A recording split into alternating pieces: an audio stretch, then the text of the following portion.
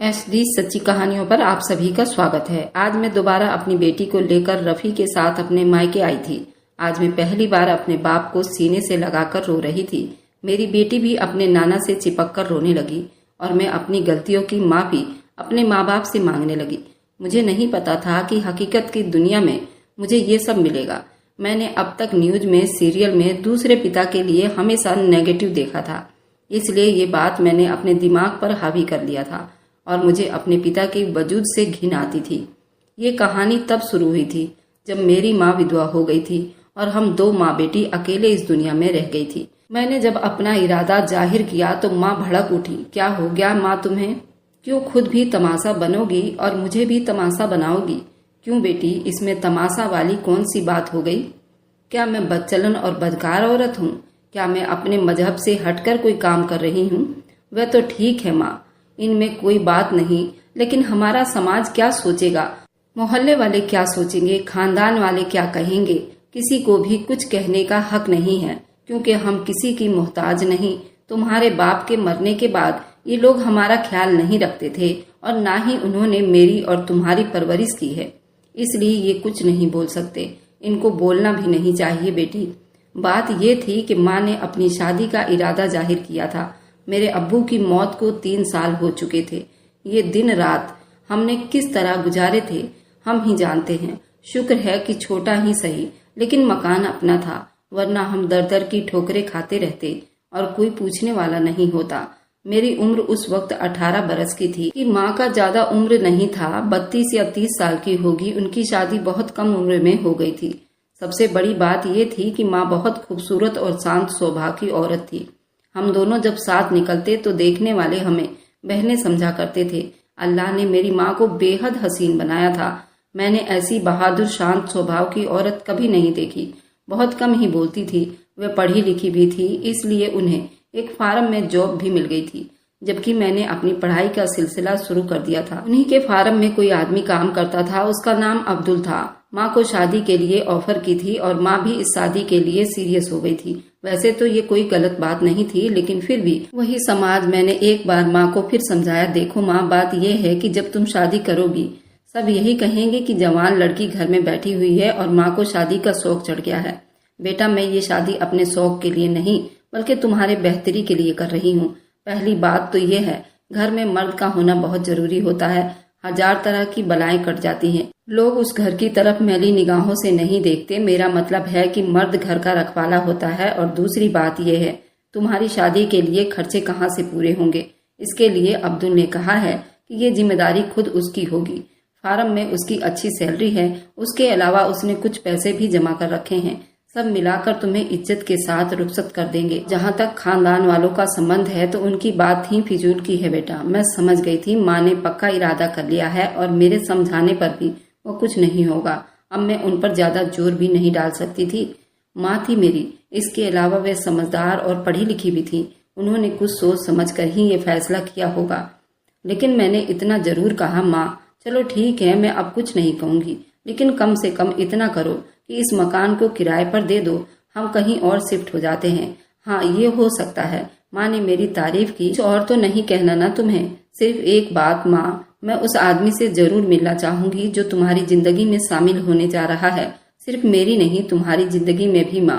मैंने कहा, तुम उसका इस तरह इज्जत और एहतराम करोगी जिस तरह तुम अपने अब्बू की किया करती थी, क्योंकि वो बहुत अच्छा आदमी है। उसे मालूम है कि तुम मेरी जवान बेटी हो, इसके बावजूद भी वो मुझसे शादी करके हमें सहारा देने को तैयार है। फिर एक दिन अब्दुल हमारे घर आ गया। माँ ने उसे चाय पर बुलाया था। उसे देखकर मैं तो दंग ही रह गई थी। वह एक नौजवान आदमी था और अच्छा खासा हैंडसम खूबसूरत था। यानी कि वो ऐसा आदमी था जिसके लिए कोई भी कंवारी लड़की का रिश्ता आ सकता था। लेकिन वह माँ से शादी करना चाह रहा था, जो एक विधवा भी थी, जिसकी बेटी 18-19 साल की हो चुकी थी। ये बात बहुत हैरान करने वाली थी। मेरे अंदाज के मुताबिक वह माँ से कम 11-12 साल छोटा होगा। माँ उसके आगे पीछे घूमे जा रही थी। वैसे भी वह एक लायक और समझदार इंसान दिखाई दे रहा था। उसने बड़े सलीके और तहजीब के साथ रहते हुए मुझसे बात की थी। मेरी पढ़ाई वगैरह के बारे में मुझसे पूछ रहा था। मेरा दिल चाहा उससे पूछूं कि आखिर वो मेरी माँ से क्यों शादी कर रहा है। सच तो ये है, ये सब मुझे बहुत बुरा लग रहा था। उसके जाने के बाद माँ ने जब उसके बारे में मेरी राय ली तो मैंने कहा, नहीं माँ, ये शादी नहीं होनी चाहिए, नहीं होनी चाहिए। पर क्यों बेटा? क्योंकि इस शादी के बाद अफवाहों और शक के 1000 पहलू निकल आएंगे माँ। हाँ, अगर कोई आपके हम उम्र सीधा साधा आदमी होता तो फिर कोई बात नहीं थी, लेकिन ऐसे जवान आदमी से तुम्हारी शादी अफवाहों के 100 गुल खिला देगी माँ। लोग 1000 तरह की बातें बनाएंगे, तुम्हारा मजाक उड़ाया जाएगा और सबसे खतरनाक बात यह है, मैं बदनाम हो जाऊंगी माँ। क्यों बेटा, इसमें तुम्हारी कैसे बदनामी होगी माँ? तुम इतनी भोली नहीं हो कि ऐसी बातें समझ ना सको। लोग ये कहेंगे, इस आदमी ने बेटी पर डोरे डालने के लिए माँ से शादी कर ली है। माँ ये सुनकर खामोश हो गई थी। शायद उन्हें ये एहसास हो गया था कि मैं ठीक ही कह रही हूँ, लेकिन कुछ दिनों के बाद उन्होंने फिर वही बात की, यानी वह उस शादी के लिए बेताब थी और उनकी ख्वाहिश थी वह हर हाल में शादी कर लें। और जब उनकी जिद बहुत बढ़ गई तो फिर मैंने भी इस शर्त पर इजाजत दे दी कि हम ये मकान बदल लेंगे, और हमने वो मकान बदल लिया। अपना मकान किराए पर दे दिया था क्योंकि हमें अब्दुल के मकान में शिफ्ट हो जाना था। तो अकेला आदमी था। मैं माँ की इस शादी से खुश नहीं थी। 1000 तरह के शक मेरे मन में पैदा हो गए थे, लेकिन माँ ने जैसे मुझे मजबूर ही कर दिया था। शादी बहुत सादगी से हुई। फिलहाल हमारे तरफ से मेरे अलावा कोई नहीं था, जबकि अब्दुल के तरफ से उसके कुछ दोस्त जमा हो गए थे। उस वक्त मैं कुछ अजीब सा महसूस कर रही थी। उस रात मैं अपने अब्बू को बहुत याद करके देर रात तक रोती रही। ये आदमी अब्दुल किसी तरह भी अब्बू का मुकाबला नहीं कर सकता था। वह मुझे बहुत प्यार करते थे और मुझे लगता था इस आदमी के प्यार में यकीनन कोई खोट था, वरना कौन सा लड़का अपने से इतनी बड़ी औरत से शादी करता है, चाहे वह जैसी भी हो। दूसरी सुबह मैं अपने कमरे से बाहर ही नहीं निकली। अजीब तरह की शर्मिंदगी हो रही थी। खुद माँ ही नाश्ते के लिए बुलाने आई थी। नहीं, अभी मैं नाश्ता नहीं करूंगी, जरा भी ख्वाहिश नहीं है। बेवकूफ ना बनो। कब तक भूखी बैठी रहोगी बेटा? अब्दुल भी तुम्हें बुला रहा है। अच्छा माँ, फिर आप मेरा नाश्ता यहीं पर ले आओ। बुरी बात है बेटे, अब्दुल क्या कहेंगे? आ जाओ ना। शाबाश। मैं माँ के मजबूर करने पर उनके साथ नाश्ते की मेज पर आ गई। अब्दुल मेरा इंतजार ही कर रहा था। उसने बड़ी भरपूर निगाहों से मेरी तरफ देखा, फिर बहुत नरम लहजे में पूछा, तुम्हारी तबीयत तो ठीक है ना शबनम? जी हाँ, ठीक है। क्या तुम मुझसे नाराज हो? उस वक्त मैं भड़क उठी थी। कैसी बात कर रहे हैं आप? नाराज होने या ना होने का सारा दारो मदार तो हालातों पर होता है। जब मेरा आपसे कोई ताल्लुक नहीं है तो फिर मैं क्यों नाराज होने लगी? उसके चेहरे का रंग बदल गया था। माँ ने मुझे टोक दिया, शबनम ये तुम क्या कह रही हो? तुम्हें ऐसा नहीं कहना चाहिए। नहीं, आप कुछ ना कहें, अब्दुल ने माँ से कहा। शबनम की कसमुकस को मैं समझ रहा हूँ। उसने जो कुछ भी कहा है शायद ये मुझे स्वीकार नहीं कर पा रही है, इसलिए उसे मना ना करें। लेकिन शबनम को कुछ दिनों के बाद खुद एहसास हो जाएगा कि मैं किस नेचर का इंसान हूँ। मैं वहाँ नहीं बैठ सकती थी, इसलिए उठकर अपने कमरे में आ गई। मेरी आंखें फिर भर आई थी। मैंने कभी सोचा भी नहीं था कि हमारी जिंदगी में ऐसे पल भी आएंगे। घर की रौनक गुमसुम सी हो गई थी। मैं अपने आप को बदलने और बिजी रखने के लिए स्कूल में पढ़ाने की नौकरी कर चुकी थी। स्कूल से वापस आकर मैं अपने कमरे में बंद होकर रह जाती। मेरी कोशिश यही होती थी मैं अब्दुल के सामने न आया करूं, जबकि अभी तक ऐसी वैसी कोई बात नहीं हुई थी जिससे उसकी नीयत का अंदाजा हो सकता था। लेकिन न जाने क्यों वो जब मेरे सामने आता मुझे अपने जिस्म पर उसकी निगाहें मंडराती हुई महसूस हुआ करती। माँ ने मुझे मेरे हाल पर छोड़ दिया था। दोनों बहुत खुश थे। एक साथ दफ्तर जाना, एक साथ दफ्तर से वापस आना, फिर शाम के वक्त कहीं भी मौज मस्ती पर निकल जाना। माँ को तो जैसे नई जवानी मिल गई थी। रात दिन इसी तरह गुजरते रहे। एक दिन एक अजीब सी बात हो गई। मैं ये नहीं कहती कि ये सब कुछ माँ ने जानबूझकर किया था या वह इत्तेफाकन से घर से बाहर थी, वरना अब तक माँ ने मुझे अब्दुल के साथ घर में अकेला रहने नहीं दिया था। लेकिन उस शाम वह घर में नहीं थी और मैं अपने कमरे में थी जब दरवाजे पर होने वाली दस्तक ने मुझे चौंका कर रख दिया था। दरवाजा खोला तो अब्दुल खड़ा था। शायद वह कहीं बाहर से आया था। तुम्हारी माँ कहाँ है? पता नहीं, मैं नहीं जानती। मैं अपने कमरे में थी। प्लीज क्या तुम मेरे लिए चाय बना दोगी? आज मेरे सर में बहुत दर्द हो रहा है। अगर तुम्हारी माँ होती तो शायद मैं तुम्हें कभी परेशान न करता।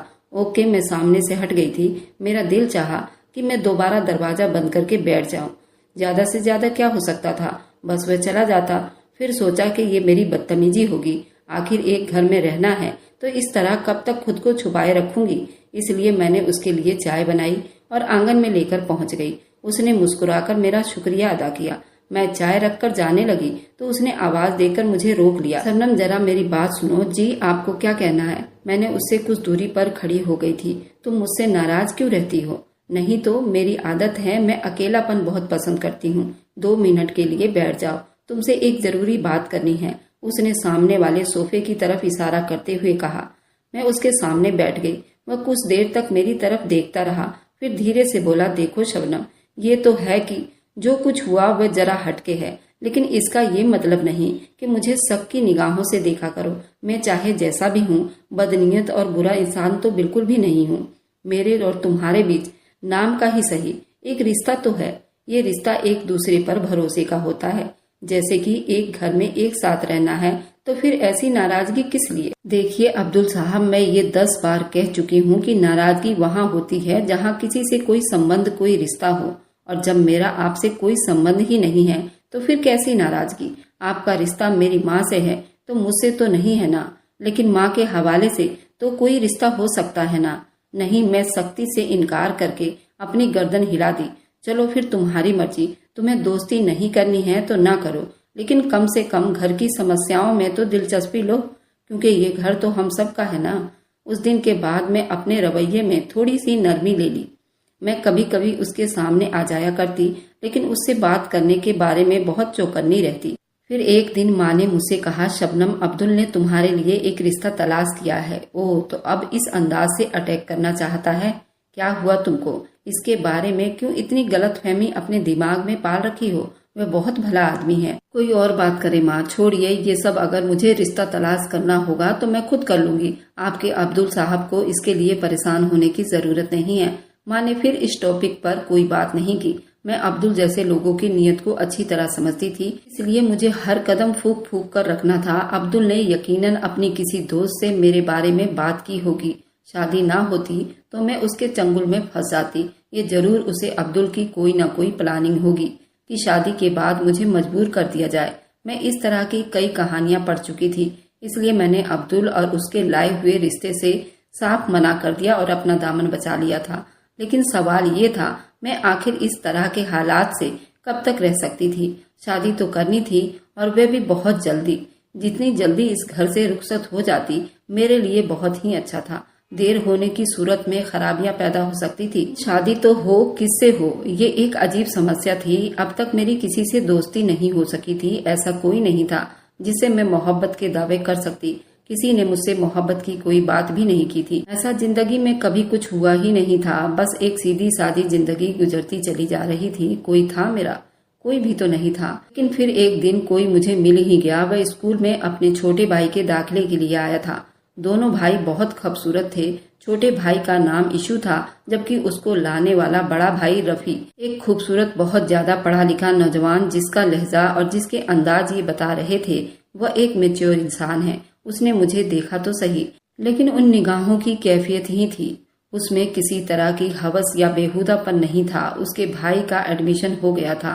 वह किसी और स्कूल से ट्रांसफर होकर आया था। वह जिस स्कूल से यहाँ आया था वह भी शहर का एक बहुत बड़ा और अच्छा स्कूल था। ये मेरी रफ़ी से पहली मुलाकात थी। मैं घर आकर भी उसके बारे में सोचती रही। कुछ लोग ऐसे भी होते हैं जिनसे मिलकर जिंदगी से इश्क हो जाए। रफ़ी भी बिल्कुल वैसा ही था। उसके बाद बहुत दिनों तक उससे मुलाकात नहीं हुई, लेकिन एक दिन एक ऐसी बात हुई जिसने मुझे हैरान करके रख दिया। उस वक्त मैं स्टाफ रूम में कॉपियां चेक कर रही थी। रफ़ी का भाई इसू बड़े अदब के साथ मेरे सामने ही खड़ा था। फिर उसने अचानक मुझसे पूछा, मिस, आप जानती हैं कि मैं उस स्कूल को छोड़कर आपके स्कूल में क्यों आया हूँ? नहीं तो मुझे क्या मालूम। आपके लिए मिस। मेरे लिए क्यों? मेरे लिए क्यों? रफ़ी भाई मुझे जबरदस्ती आपके स्कूल में लेकर आए हैं। वह कह रहे थे आप उन्हें अच्छी लगती हैं। उन्होंने शायद आपको कहीं देखा था, इसलिए उन्होंने आपके स्कूल में मेरा दाखिला करवा दिया।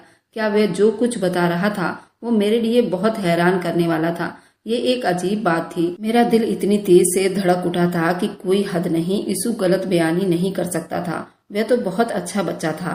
शायद रफ़ी ने मुझसे मिलने के लिए तरकीब निकाली थी और ये तरीका सोचा था, लेकिन कितना हैरत अंगेज और अनोखा तरीका था। अच्छा, अपने काम पर ध्यान दो और हर एक को ये बात बताने मत बैठ जाना। Yes miss. किसी से क्यों कहूँगा। मैंने उसकी कॉपियां चेक करके उसके हवाले कर दी और सोचती रह गई कि आज वह क्या कह गया। कैसी बात कर दी है उसने। रफी ने मुझे आखिर कहाँ देख लिया था। चलो जो भी है, उसने मुझसे जान पहचान के लिए बहुत अजीब सा रास्ता अपनाया था।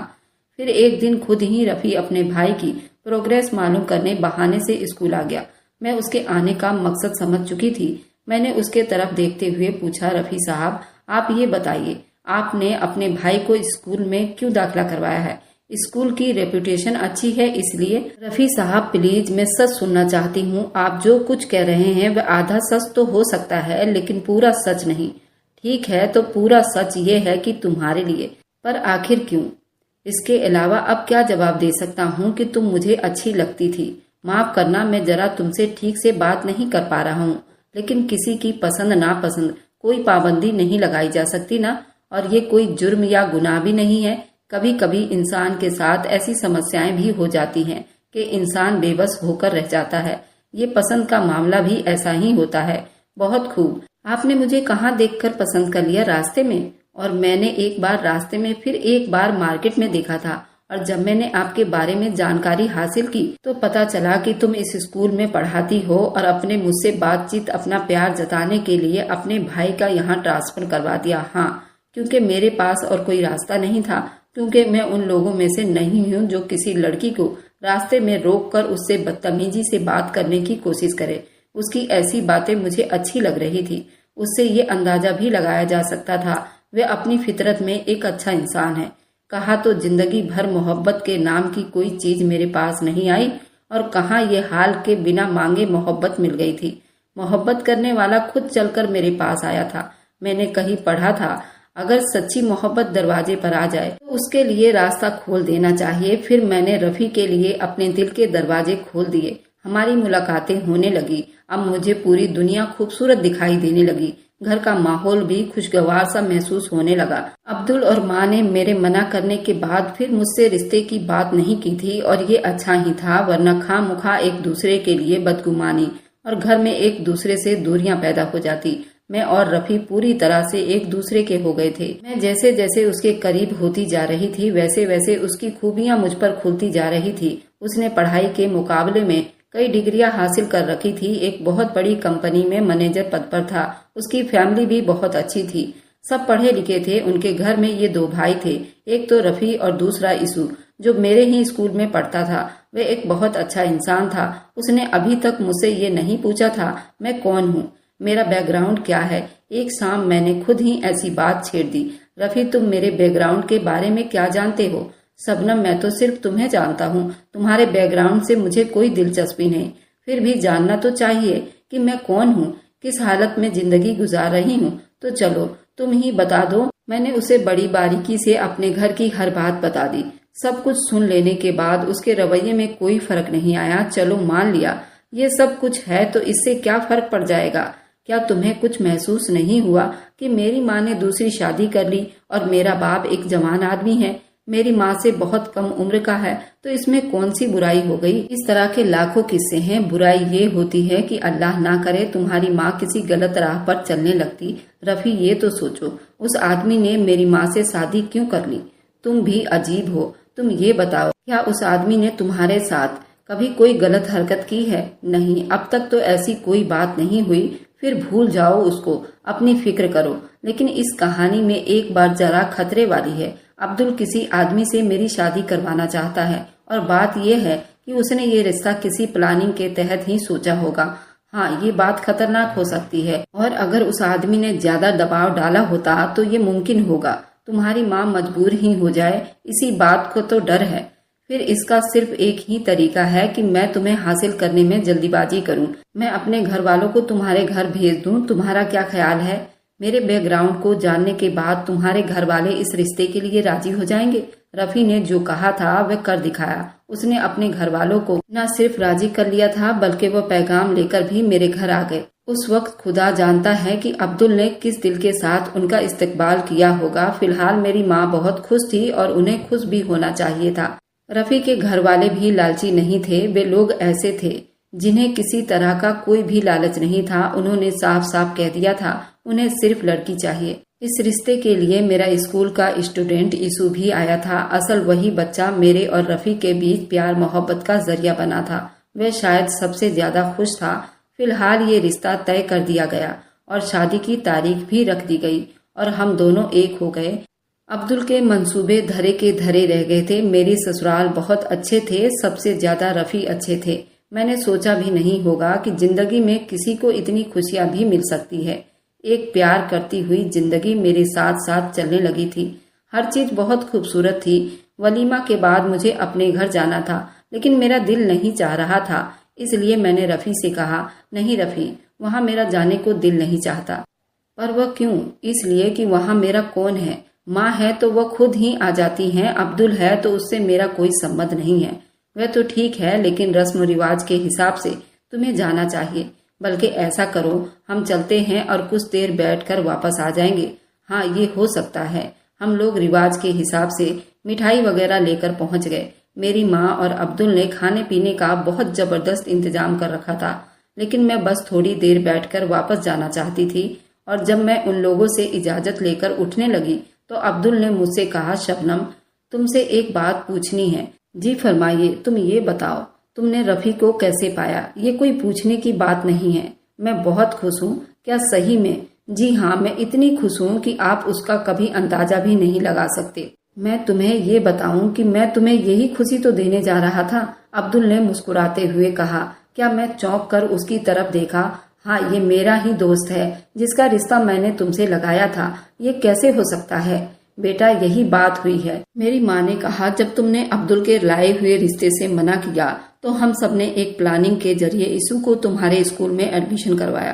फिर रफ़ी धीरे धीरे तुमसे करीब हो गए और अब अल्लाह के फजलो करम से तुम दोनों एक दूसरे के हो गए हो। मैं बिल्कुल बेवकूफ बनकर उन लोगों की तरफ देखती रह गई। फिर अब्दुल ने मुझसे कहा, शबनम, तुमने ये कैसे समझ लिया था कि मैं किसी साजिश के तहत तुम्हारी माँ से शादी की है? मेरा तुमसे वैसे कोई रिश्ता ना सही, लेकिन तुम्हारी माँ के लिए मेरे दिल में एक मजबूत रिश्ता तो है और उस रिश्ते के हिसाब से मैं तुम्हारा बाप हूँ। तुम मेरे शब्दों पर यकीन करो या ना करो। हाँ बेटी, अब क्या कर सकते हैं? तो मेरी माँ ने मुझसे पूछा। अब मैं उसके अलावा और क्या कह सकती थी कि आज से मेरा रिश्ता बहुत ज्यादा गहरा हो गया है। मेरी आंखों में आंसू आ गए थे। अब्दुल ने प्यार से मेरे सर पर हाथ रख दिया था। अब हम सब बहुत खुश हैं। मैं एक बेटे की माँ बन चुकी हूँ और अब्दुल मेरे लिए एक बाप की तरह हैं। और मैं सोचती हूँ कि मेरे अल्लाह, क्या इस दौर में भी ऐसे लोग हुआ करते हैं? हमेशा याद रखें कि पांचों उंगलियां बराबर नहीं होती है। हमें रिश्तों के बारे में इतना डरा दिया गया है कि हम अपने ही रिश्तों पर विश्वास नहीं करते और शक की निगाहों से देखते रहते हैं। अगर आपको आज की कहानी पसंद आई है तो वीडियो को जरूर लाइक कीजिएगा और अपने दोस्तों के साथ शेयर भी कीजिएगा। और हाँ, अगर अभी तक हमारे चैनल को आप लोगों ने सब्सक्राइब नहीं किया है तो जाकर सब्सक्राइब करिए। कल मिलते हैं एक नई दिलचस्प कहानी के साथ। मुझ पर सदा अपना प्यार और स्नेह बनाए रखें। सभी को मेरा प्यार भरा नमस्कार दोस्तों।